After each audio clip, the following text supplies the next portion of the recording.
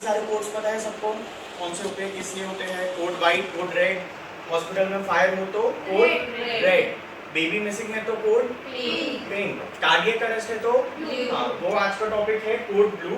ठीक है, cardiac arrest से पहले ये समझ लेते हैं कि कार्डियक अरेस्ट होता क्या है, हार्ट अटैक और कार्डियक अरेस्ट में डिफरेंस क्या होता है, एंड क्यों कार्डियक अरेस्ट से पेशेंट को क्या, अगर हमने बचा भी लिया कार्डियक अरेस्ट से पेशेंट को तो आगे जाके क्या प्रॉब्लम हो सकती है, तो हमें कितनी जल्दी एक्शन लेना है वो चीज़ हमें समझनी पड़ेगी, और क्या एक्शन लेना है वो साथ में देखना है। ओके, कार्डियक अरेस्ट मतलब हार्ट का सडनली रुक जाना। ओके, हमेशा ये थोड़ी कंफ्यूजन रहती है कि देखो ये टॉपिक ऐसा है ना कि जो क्रिटिकल पेशेंट्स होते हैं, अभी आईसीयू में बैठे हैं, आईसीयू के जो पेशेंट्स होते हैं, थोड़ा भी अगर हम अलर्ट रहे तो पेशेंट की लाइफ सेव हो सकती है। ओके, उसके लिए क्या स्टेप्स लेने हैं इमीडिएटली, ऐसा होता है कि तो अभी हम पूरा पढ़ने वाले हैं proper basic life support, advance life support, लेकिन अगर किसी को कुछ भी नहीं आता ना, अगर वो सिर्फ कार्डियक कंप्रेशंस भी प्रॉपर्ली देना सीख जाए तो भी उससे आउटकम बेटर हो सकता है। उसको बोलते हैं कंप्रेशन ओनली लाइफ सपोर्ट। तो आप प्लीज थोड़ा ध्यान दीजिए एंड अभी देखते हैं कि प्रॉपर्ली कैसे स्टेप बाय स्टेप जाना है हमको। ओके, तो सबको पता है cardiac arrest and heart attack में क्या डिफरेंस है, सबको पता है? नहीं पता, ठीक है। पेस मेकर के बारे में सुना है आपने? पेस मेकर हार्ट में लगाते हैं, बहुत ओल्ड एज लोगों में आपने देखा होगा कि पेस मेकर लगाते हैं। तो पेस मेकर एक ऐसा इलेक्ट्रॉनिक डिवाइस है जिसमें इलेक्ट्रिक करंट बन के आता है एंड वो करंट से हार्ट एक्टिवेट हो जाता है। ठीक है, मतलब हार्ट में एक जगह चल रहा है हमारा करंट और दूसरी जगह चल रहा है हार्ट के सेल्स को जिंदा रखने के लिए उसका ब्लड सप्लाई, जो हमारी पूरी बॉडी में हर एक को चाहिए होता है ब्लड सप्लाई, ताकि ब्लड से ऑक्सीजन मिले और सेल्स जिंदा रहे। ओके, वैसे हार्ट को भी चाहिए होगा। तो वो जो उसकी ब्लड सप्लाई की आर्टरीज होती है, अगर उसमें ब्लॉकेज आ जाए तो चेस्ट पेन होता है, एंजाइना के साथ पेशेंट आता है, स्वेटिंग होती है। ठीक है, उसको बोलते हैं हार्ट अटैक। ठीक है, लेकिन cardiac arrest is a sudden thing, उसमें हार्ट जो पंप कर रहा होता है ना, अचानक से स्टॉप हो जाता है, अरेस्ट हो, मतलब रुक गया। ठीक है, अब इसके अगर हमें कॉजेस पता होंगे कि ये क्यों हो सकता है, वो अगर हमें पहले पता होगा तभी तो हम प्रिवेंट कर सकते हैं कि पेशेंट इस कंडीशन में, हाँ तो हमें पता है कि ठीक है आगे जाके पेशेंट कार्डियक अरेस्ट में जा सकता है, तो अभी जो पेशेंट की कंडीशन है वो हमें ठीक रखनी है, पेशेंट को स्टेबल रखना है। आपने हमेशा देखा होगा आईसीयू में कंटिन्यूअस बीपी मॉनिटरिंग होती रहती है, पल्स मॉनिटरिंग, सैचुरेशन मॉनिटरिंग होती रहती है, क्यों होती है? इसी चीज के लिए कंपल्सरी ईसीजी रहता है, सबका रहता है, क्यों? नॉर्मल वार्ड्स में क्यों नहीं होता, आईसीयू में क्यों होता है? ओटी के बाद पेशेंट आता है, ओटी में सर्जरी के बाद इतना ब्लड लॉस हो जाता है, हाइपोवोलीमिया होता है, उसके बाद उसकी रेगुलर मॉनिटरिंग करते हैं हम, क्यों करते हैं? क्योंकि हमें पता है कि पेशेंट के कॉम्प्लिकेशंस होने के रिस्क आगे ज़्यादा है। ठीक है, तो कार्डियक अरेस्ट के कॉजेज क्या होते हैं वो पता करने के लिए इजी सा याद रखने के लिए वे बनाया है HHHH2DTT। ठीक है, ये याद रखना है। H से क्या, हाइपोवोलीमिया, पेशेंट का एक्सीडेंट होता है, बहुत सारा ब्लड लॉस हो गया, ओटी में पेशेंट गया है, ओटी में ब्लड लॉस हो गया, या आप एनएस देना भूल गए, बीपी के एकदम डाउन हो गया पेशेंट का, ब्लड लॉस हो गया, हाइपोवोलीमिया, वॉल्यूम कम हो गई ब्लड की, that is the risk factor for cardiac arrest. ठीक है, हाइपोक्सिया, हाइपोक्सिया मतलब क्या, हाइप मतलब कम होना, ऑक्सिया मतलब ऑक्सीजन, हाइपोक्सिया मतलब ऑक्सीजन फॉल होना। अगर ऑक्सीजन सैचुरेशन आपका 94 से नीचे ड्रॉप होता है और 90 से सीवियर ड्रॉप होता है तो और severe, that is also risk factor for cardiac arrest. और क्या होते हैं, H+IN मतलब एसिडोसिस, अगर बॉडी एसिडिक स्टेट में है तो कार्डियक अरेस्ट होने का चांसेस होता है। एसिडिक स्टेट में आपने कब देखी, एकदम कॉमन कंडीशन आईसीयू में, डायबिटिक कीटो एसिडोसिस, पता है, शुगर एकदम 400-500 चली गई, देखा है कभी? फिर रेगुलर इंसुलिन देते हैं, एनएस देते हैं, पोटेशियम देना होता है, बाइकार्बोनेट देना होता है। ठीक है, एकदम शुगर 400-500 चली गई, पेशेंट की बॉडी में एसिड कंटेंट एकदम बढ़ गया, पेशेंट एकदम फास्ट ब्रीदिंग के साथ आ रहे हैं, कंडीशन इतनी क्रिटिकल होगी, patient can land into cardiac arrest. ठीक है, वो एक कॉज हो गया। हाइपो एंड हाइपरकैलीमिया, पोटेशियम, हमने शुरू में देखा था कि जो कार्डियक अरेस्ट होता है, कार्डियक अरेस्ट किस चीज की प्रॉब्लम है, करंट की प्रॉब्लम है। हार्ट अटैक हो गया, ब्लड सप्लाई की प्रॉब्लम है। ठीक है, वो देखा, जो ब्लड सप्लाई होता है हार्ट को, अगर उसमें ब्लॉकेज आ जाए, आप प्लीज थोड़ा रिस्पॉन्ड कीजिए, मुझे समझ आएगा कि आपको समझ आ रही है कि नहीं आ रही। ब्लड सप्लाई में सब कोई जवाब दो, एक सिस्टर नहीं है इधर। हार्ट अटैक, लेकिन जो करंट चलता है जिसके वजह से हार्ट पंप कर रहा है, वो करंट में अगर प्रॉब्लम हो गई, हार्ट रुक जाता है, वो हो गया कार्डियक अरेस्ट। ठीक है, तो पेसमेकर जो है वो इसी से रिलेटेड है, करंट से रिलेटेड है। ठीक है, हार्ट को पंप क्यों करना होता है? पंप क्यों करना होता है हार्ट को, बताएगा कोई? क्यों पंप करता है हार्ट? हाँ, ब्लड सप्लाई, ब्लड आता है, पंप करता है, फिर वो ब्लड पूरी बॉडी में जाता है। अब मुझे एक चीज बताइए, अगर हार्ट ब्लड को पंप नहीं करेगा तो ब्लड आगे नहीं बढ़ेगा, आगे नहीं बढ़ेगा तो हमारे बाकी ऑर्गन्स को ब्लड नहीं मिलेगा। अब बाकी ऑर्गन्स को ब्लड नहीं मिलेगा, समझो किडनी को ब्लड नहीं मिला, रीनल फेलियर, ब्रेन को ब्लड नहीं मिला, ब्रेन डैमेज होगा, फिर बॉडी का पैरालिसिस होगा। ठीक है, आप समझिए कि पेशेंट को कार्डियक अरेस्ट हुआ है, ठीक है, आपने रिवाइव भी किया पेशेंट, हार्ट अटैक और कार्डियक अरेस्ट का डिफरेंस देख लिया। कार्डियक अरेस्ट में हार्ट पंप कर रहा था, सडनली हार्ट स्टॉप हो गया। हार्ट का काम होता है पूरी बॉडी को ब्लड सप्लाई करना। ठीक है, हार्ट की पंपिंग स्टॉप हो जाएगी, ब्लड आगे नहीं जाएगा। किडनी को भी ब्लड चाहिए, उसको ब्लड नहीं मिलेगा, क्या हो जाएगा? Kidney failure. इंटेस्टाइन्स को ब्लड नहीं मिलेगा, बाकी लिवर को ब्लड नहीं मिलेगा, ब्रेन को ब्लड नहीं मिलेगा, ब्रेन डैमेज होगा, पैरालिसिस होगा बॉडी का। कहने का मतलब ये है कि हमें सबसे पहले जल्दी से जल्दी वो पेशेंट आइडेंटिफाई करना है जो एकदम हाई रिस्क पे है, जो कार्डियक अरेस्ट जिसको डेवलप हो सकता है। क्योंकि अगर वो हम अलर्ट रहे ना उस चीज़ में, अगर कार्डियक अरेस्ट पेशेंट को हो गया और हमें लेट पता चला, हमने पेशेंट को रिवाइव भी कर दिया मतलब पेशेंट को निकाल दिया कार्डियक अरेस्ट से बाहर, अब वो हो गया, जिंदा हो गया, वापस ठीक हो गया, लेकिन फिर भी उसके बाद भी उसको थोड़ा डैमेज रह सकता है, क्योंकि इतने टाइम तक तो उसके ब्रेन को ऑक्सीजन नहीं मिला ना। अब उसके ब्रेन को ऑक्सीजन नहीं मिला इतनी देर तक, तो उसको ठीक होने के बाद भी उसको पैरालिसिस हो सकता है। तो आप सोचो अभी ऐसे केस में वो जो पेशेंट है उसको लाइफ टाइम तक वैसे ही रहना पड़ेगा, जिंदा है लेकिन उसको लाइफ टाइम तक कैसी स्टेज में रहना पड़ेगा, कितनी तकलीफ में रहना पड़ेगा। आप सोचो ये 1 सेकेंड, 10 सेकेंड या 1 सेकेंड के इधर उधर होने से आप अगर अलर्ट रहो, आप एक्टिव रहो, तो आप उसकी पूरी लाइफ चेंज कर सकते हो। कैसे? टाइम पे एक्शन लेने से। उसके लिए पता होना चाहिए कि एक्शन कब लेना है, क्या लेना है, कैसे लेना है, वो अभी हम देखेंगे, और किस चीज़ पे लेना है, मतलब हमें पहले से पता होना चाहिए कि क्या हाई रिस्क फैक्टर्स है। ओके, एंड कार्डियक अरेस्ट के बहुत सारे कॉजेज होते हैं, जो मेन कॉजेज, कॉमन कॉजेज होते हैं, तो हमने अभी डिस्कस किया था। क्या एक एक करके बोलिए सर? हाइपोवोलीमिया, हाइपो मतलब कम होना, हाइपर मतलब बढ़ना। हम जो बीपी के बारे में कहते हैं हाइपरटेंशन, हाइपरटेंशन मतलब बीपी बढ़ जाना, और बीपी लो हो गया था, जैसे ये पेशेंट का लो हो गया था जो साइड वाले रूम में है, उनका कितना हो गया था 90/60, तो हम कह रहे थे उसको हो गया हाइपोटेंशन, मतलब बीपी कम हो गया। ठीक है, वैसे ही अगर हाइपोटेंशन हो गया या हाइपोवोलीमिया हो गया, मतलब बॉडी में ब्लड की वॉल्यूम कम हो गई, तो that is a risk factor for cardiac arrest. Hypoxia मतलब ऑक्सीजन कम हो गया, उससे भी कार्डियक अरेस्ट होने का रिस्क होता है। ठीक है, पोटेशियम लेवल आपने देखा होगा, अभी सर सुबह राउंड पे आए थे, उन्होंने भी बोला था, परसों बोला था कि इसका ये पेशेंट का पोटेशियम भेजना है। ठीक है, पोटेशियम अगर कम या ज़्यादा होगा, कम हुआ तो हाइपोकैलीमिया, बढ़ा तो हाइपरकैलीमिया। तो पोटेशियम कम ज़्यादा होने से भी कार्डियक अरेस्ट होने का रिस्क होता है। एक ऐसा, इसमें इतना डिटेल में नहीं पढ़ना, बस ऊपर से याद रखना है कि जो पोटेशियम होता है ना हमारा, पोटेशियम के कम ज़्यादा होने से हमारे हार्ट पे इफेक्ट होता है ज़्यादा, एंड सोडियम के कम ज़्यादा होने से हमारे मसल्स पे, ब्रेन्स पे ज़्यादा इफेक्ट होता है। पोटेशियम हार्ट के लिए बहुत इंपॉर्टेंट है। फिर उसके बाद आता है हाइड्रोजन आयन H+, एसिडोसिस। ये भी हमने देखा, बॉडी में एसिडिक स्टेट हो, जैसे डायबिटिक कीटो एसिडोसिस हो गया। किसी ने अगर पैरासीटामोल, इमरजेंसी केसेस में आते हैं कि बहुत सारी पैरासीटामोल टैबलेट्स खा ली एक साथ, तो उसमें भी एसिडोसिस होता है। तो ये सब कॉमन कॉजेज है।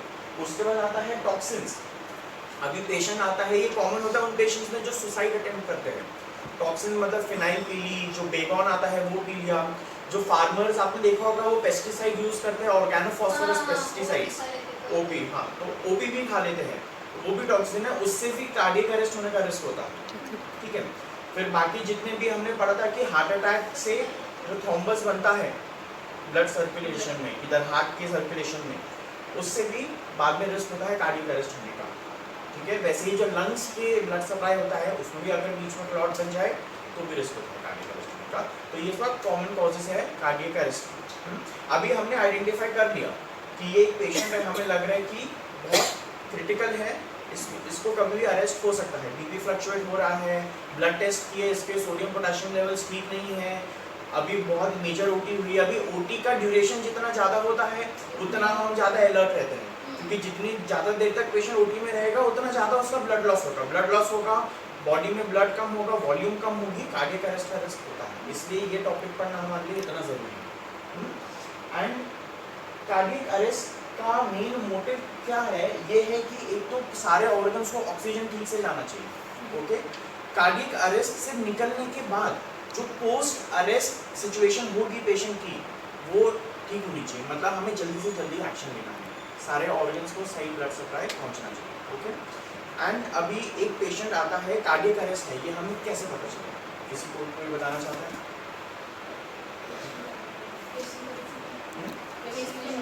हाँ, मतलब पेशेंट को कार्डियक अरेस्ट हुआ है, ये हम कैसे समझेंगे? अभी मुझे बताओ, हम यहाँ पे पल्स फील करते हैं, होता है पल्स फील। ये पल्स ऐसे धड़कन क्यों फील होता है? क्योंकि हमारा हार्ट ऐसे बीट करता है, वही जो वेव्स होती है वो इधर आके रेडिएट होती है, वही फील होता है।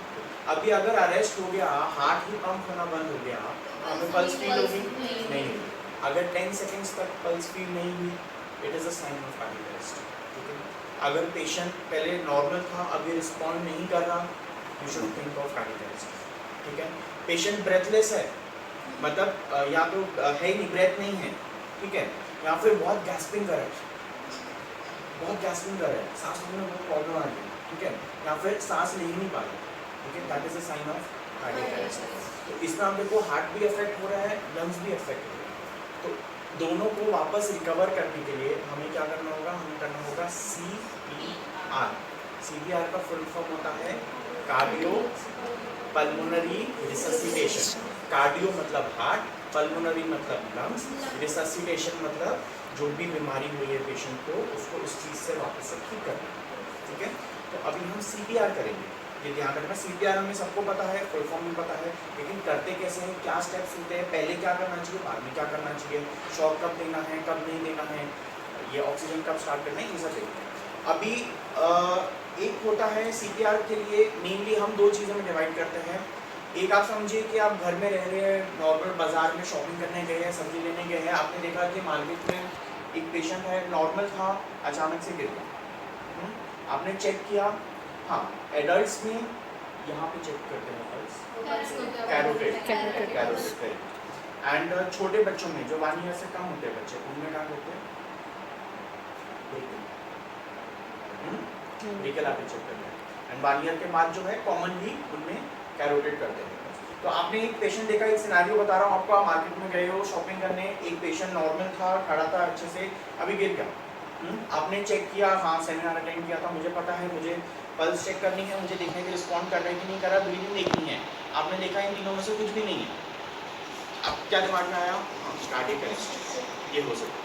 तो अभी आपके पास उधर बीच मार्केट में है, आपके पास वेंटिलेटर नहीं है, आपके पास एम्बू बैग नहीं है, आपके पास डिफिब्रिलेटर नहीं है, आपके पास ICU का सेटअप नहीं है, ठीक है, तो अभी आप जो मैनेजमेंट करोगे ना, आपको उसकी लाइफ को बचाना है, लाइफ को सपोर्ट करना है। तो इस स्टेज पे जो आप मैनेजमेंट करोगे, that will be known as your basic life support. इतना एडवांस टेक्निक्स नहीं है ना, अभी हम वहाँ पे रोड पे खड़े हैं, हमारे पास ये सब इंस्ट्रूमेंट्स नहीं है, जो भी हमें करना है लोगों हाथ पैर से हिला के करना है, जो भी है, ये हो गया हमारा बेसिक लाइफ सपोर्ट। अभी आप एक दूसरा सीन देखो, एक पेशेंट है, पेशेंट की बहुत देर तक सर्जरी हुई है, पेशेंट का बहुत ब्लड लॉस हुआ है, पेशेंट क्रिटिकल है, पेशेंट को अभी यहाँ पे ICU में इसी बेड पे शिफ्ट किया है, पेशेंट के वाइटल स्टेबल नहीं है, BP ड्रॉप हो गया, BP 80/50 हो गया, हार्ट रेट उसकी बहुत बढ़ गई, शॉक में चला गया पेशेंट, हार्ट रेट उसकी 150 160, ठीक है, पेशेंट अभी रिस्पॉन्ड नहीं कर रहा, ठीक है, अभी आपके पास क्या है यहाँ पे सर? क्या है? ये क्या है? अम्बू बैग, ये मास्क है, वो क्या है वहाँ पे? डिफिब्रिलेटर है। ये सब अच्छी एडवांस टेक्निक्स है इस हॉस्पिटल में, ठीक है। वेंटिलेटर है हमारे पास, वेंटिलेटर है वहाँ पे, बाइफेसिक डिफिब्रिलेटर है, सारी एडवांस टेक्निक्स है। तो यहाँ पे जो आप मैनेज करोगे इसको बोलेंगे एडवांस्ड लाइफ सपोर्ट। समझ आया? ऊपर से बेसिक लाइफ सपोर्ट कब है, एडवांस लाइफ सपोर्ट कब है, ठीक है।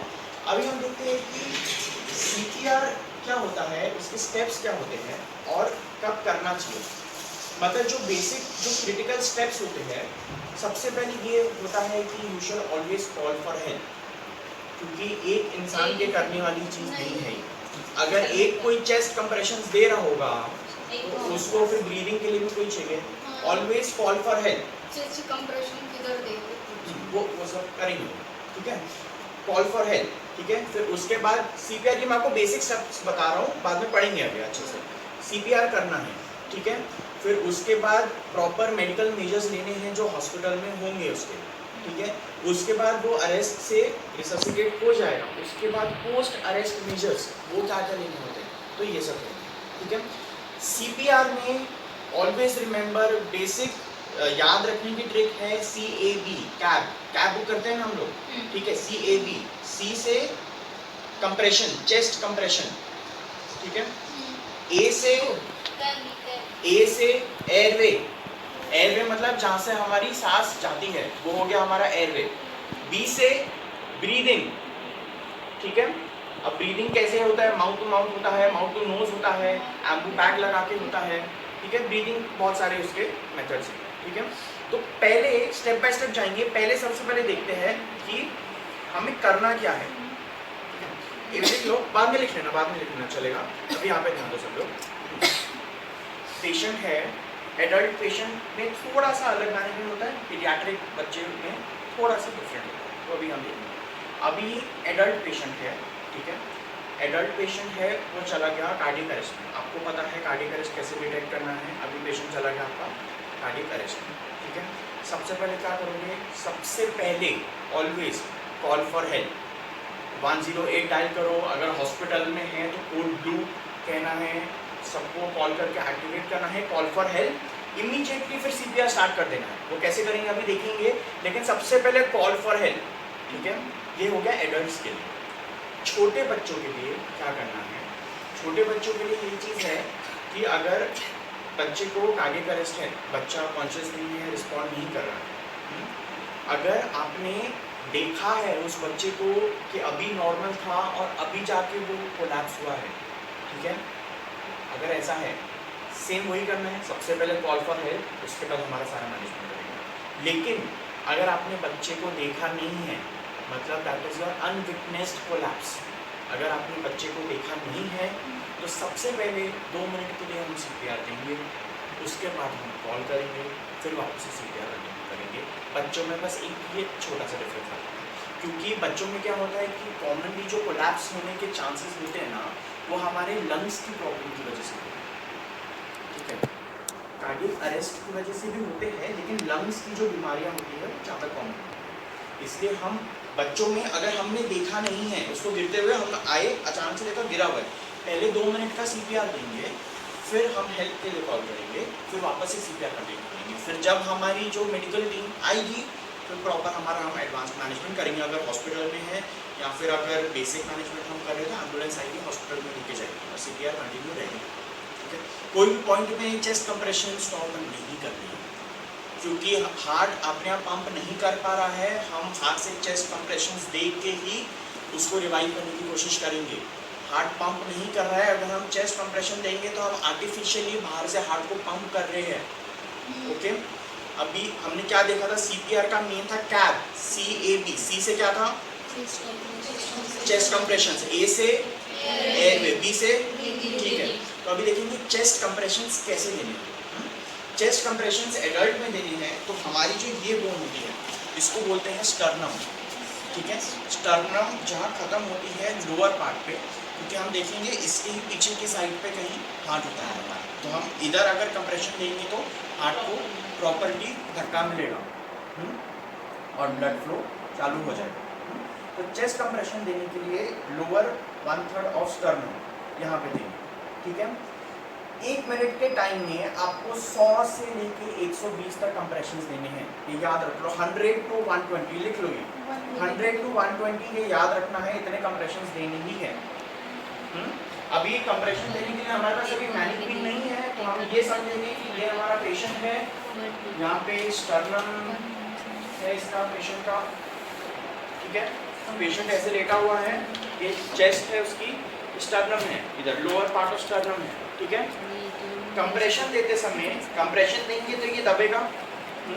आप समझो आप देके रुके हुए हो, देके दबाया हुआ है, वो गलत तरीके है ना, उसको वापस से ऊपर भी तो आना चाहिए, उसको बोलते हैं रिकॉइल। तो चेस्ट कंप्रेशन देके रिकॉइल भी होना चाहिए, उसका आपको ध्यान रखना है, ठीक है। 1 मिनट में कितने देने हैं?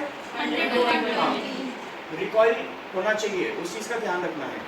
एक कंप्रेशन देने के बाद आप आराम से 1-2 सेकंड रुक गए। 1-2 सेकंड का हमने इंपॉर्टेंट देखा है कि क्या हो सकता है। पेशेंट भले ही बच जाएगा लेकिन बाद में उसको लाइफ टाइम के लिए उसको प्रॉब्लम झेलनी पड़ेगी।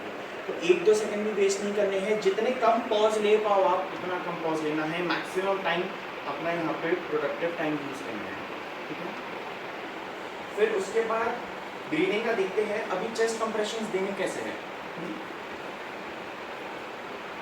एल्बो स्ट्रेट रखना है, हाथ स्ट्रेट रखना है, ठीक है। एक हाथ मैंने वहाँ नीचे रखा है, दूसरा मैंने अपने लेफ्ट हैंड यहाँ पे इंटरलॉक किया है, ठीक है, यहाँ रखा है और मैं अपना बॉडी का वेट डाल रहा हूँ। ध्यान से देखिए, मैंने ऐसे नहीं किया है, हाथ स्ट्रेट रखने हैं एकदम, ठीक है, बेंड नहीं करना है कुछ भी, बॉडी का वेट डालना है। अभी अगर मैं ऐसे से करूँ तो वो रिकॉइल नहीं होगा, हार्ट दब रहा है लेकिन वो लूज नहीं हो रहा है, वापस ऊपर नहीं आ रहे वापस, ठीक है। तो वो प्रॉपर सर्कुलेशन नहीं होगा उसमें, ठीक है। तो प्रॉपर तरीका यही है कि 100 to 120 chest compressions in 1 minute, okay. Lower end of sternum पे देना है, ठीक है। कंप्रेशन देने के बाद ज़्यादा देर तक रुकना नहीं है। मैंने ऐसे दिया फिर रुक गया, फिर ऐसे दिया फिर रुक गया, नहीं होगा। पेशेंट रिससिटेशन नहीं होगा पेशेंट का प्रॉपर्ली, ठीक है। पॉज कम देने हैं। एंड ब्रीदिंग का ये है कि 30 कंप्रेशन। देखो हमने सबसे पहला स्टेप क्या किया था, एडल्ट हमने देखा कि कोलैप्स हुआ है, सबसे पहले हमने क्या किया था,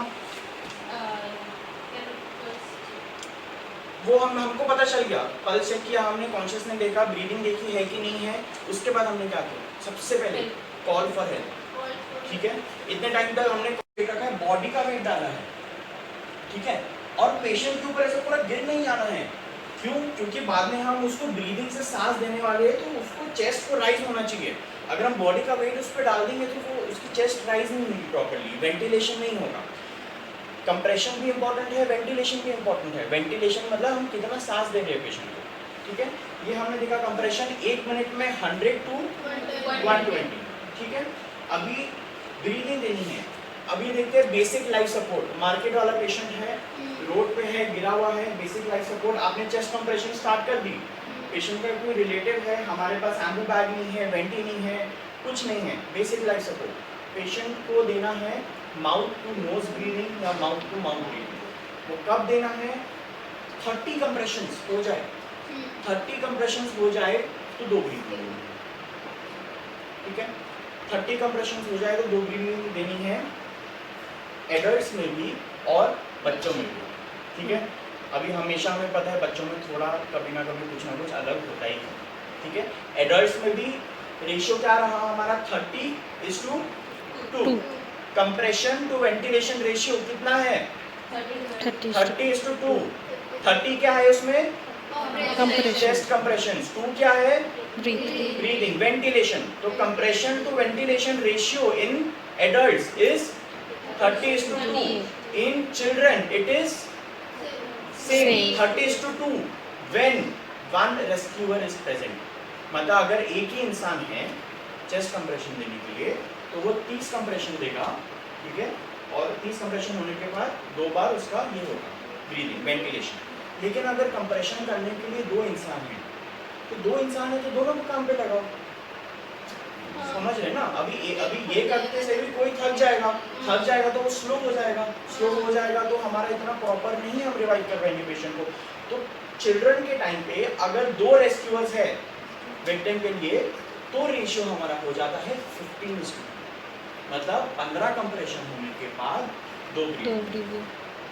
अगर 2 रेस्क्यूअर है तो एडल्ट का तो सिंपल है, एडल्ट में ऐसा कुछ चेंजेस नहीं है, हमेशा बच्चों में थोड़ा सा अलग हो जाता है, ठीक है। इतना क्लियर है? ओके। कंप्रेशंस कहाँ पे देनी है? Compressions lower end of sternum. 1 minute में कितनी होनी चाहिए? 120। बीच में हमें ज्यादा पॉज लेने चाहिए या नहीं लेनी चाहिए? नहीं लेनी चाहिए। कंप्रेशन देने के बाद वैसे ही दबा के रखना चाहिए या वेट करना चाहिए कि रिकॉइल हो पूरा? रिकॉइल हो। कंप्रेशन टू वेंटिलेशन रेशियो कितना होना चाहिए? 30:2 एडल्ट्स में।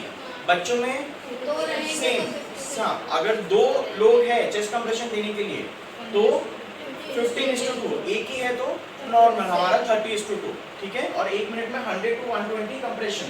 ओके, ये हो गया हमारा CAB का C, वो हो गया हमारा चेस्ट कंप्रेशन, ठीक है।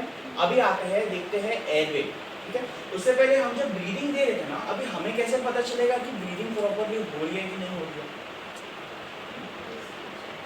अभी सपोज कोई पेशेंट है, उसको हमने माउथ टू नोज रेस्पिरेशन दिया, लेकिन हमें कुछ पता नहीं था कि पेशेंट को नेजल सेप्टम डिविएशन है या अंदर कुछ प्रॉब्लम है, उसका नोज ही ब्लॉक्ड है पहले से, तो लंग्स तक तो एयर नहीं जा रही ना। ऑक्सीजन एक्सचेंज कहाँ पे होता है? लंग्स में होता है ना। और हार्ट उसको प्योरीफाई करके, लंग्स प्योरीफाई करते हैं, फिर हार्ट उस ब्लड को पूरी बॉडी तक पहुंचाता है। तो हमारा मेन पर्पस है कि एयर को लंग्स तक जाना चाहिए, लेकिन अगर लंग्स तक ही नहीं जा पाया तो क्या फायदा हुआ? कितने भी कंप्रेशन देते रहो, ऑक्सीजन ही नहीं अगर आ रहा तो चेस्ट कंप्रेशन देने का क्या फायदा? इम्प्योर ब्लड ही घूमता रहेगा बॉडी में। समझ आ रहा है क्या कर रहा हूँ? ठीक है। तो ये चेक करने के लिए कि ब्रीदिंग सही से हो रही है या नहीं हो रही है, आप कैसे देखोगे? हम देखेंगे चेस्ट राइज।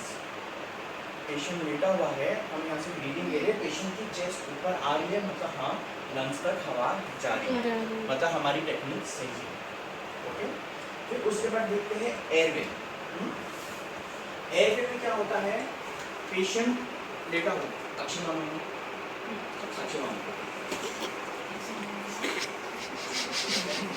ठीक है। एयरवे में क्या करना है? हमें देखना है कि हमारी जो नोज है और पीछे फेरिंग्स है, जितना भी एयरवे है सब एक लाइन में आ जाए, ताकि हम अच्छे से उसको ब्रीदिंग दें। और बाद में अगर हमको एंडोट्रैकियल इंट्यूबेशन भी करना पड़े तो भी वो इजीली हो जाए। ओके, तो उसके लिए क्या करेंगे? पेशेंट लेटा होगा तो उसके सर को थोड़ा सा लिफ्ट करेंगे, head lift and, very good, head lift and बोलो। और ये साइड क्या बोलते हैं?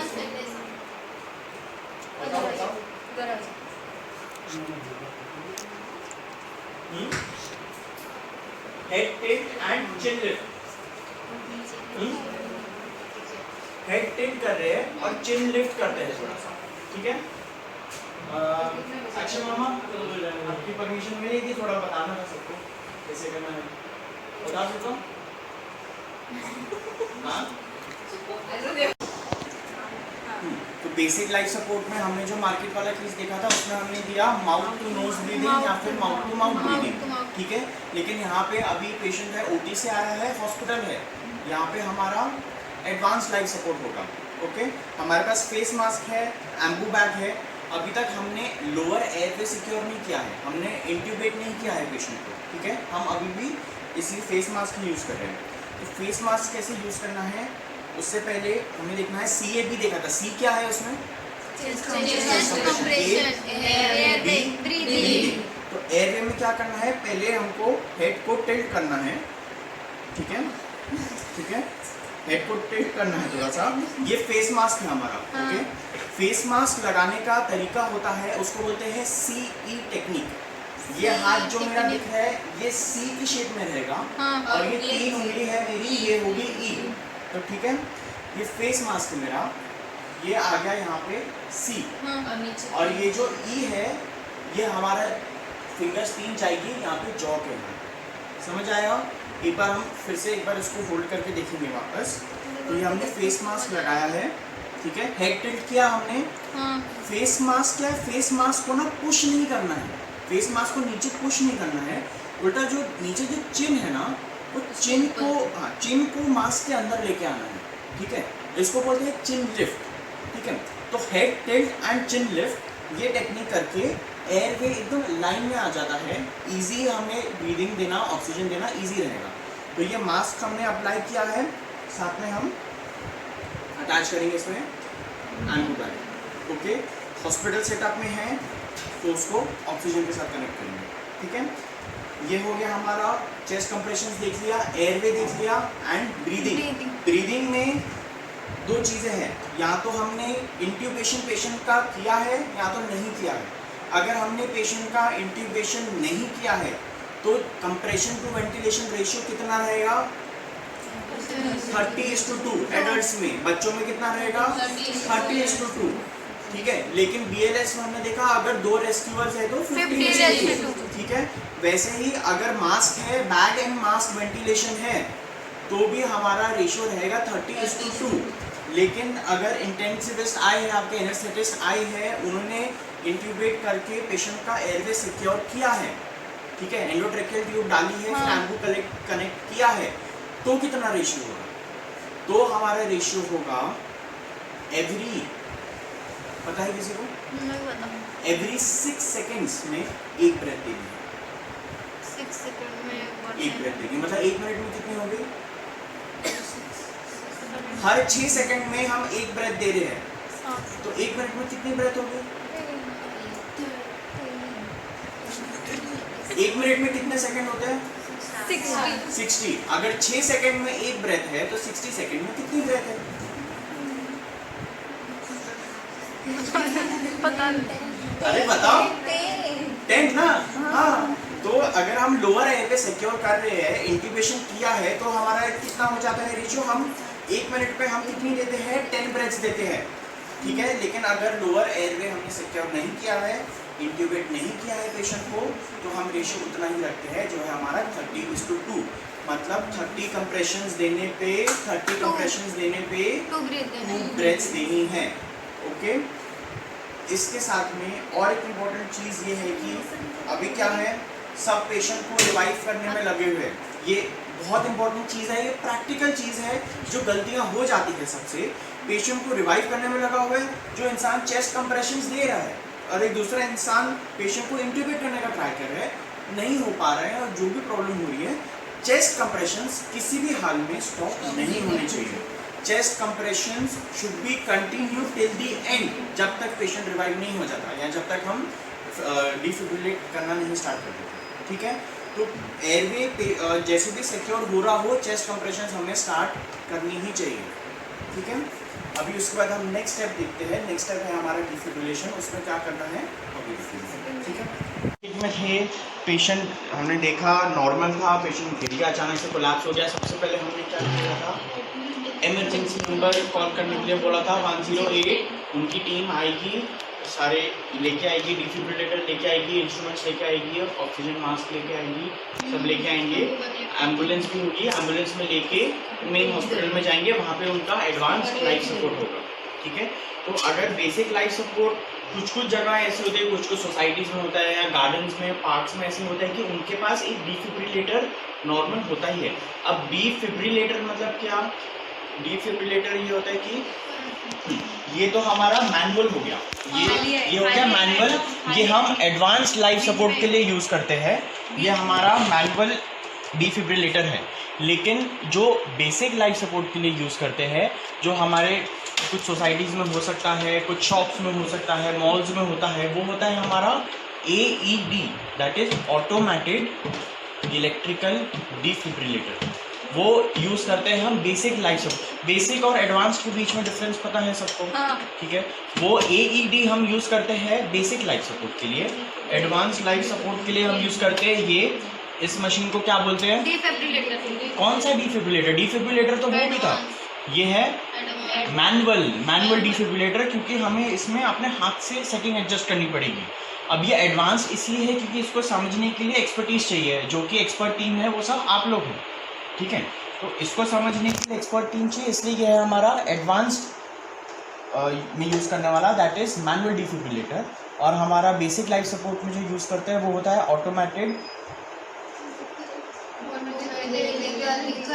ऑटोमेटेड एक्सटर्नल डिफिब्रिलेटर, AED, ठीक है।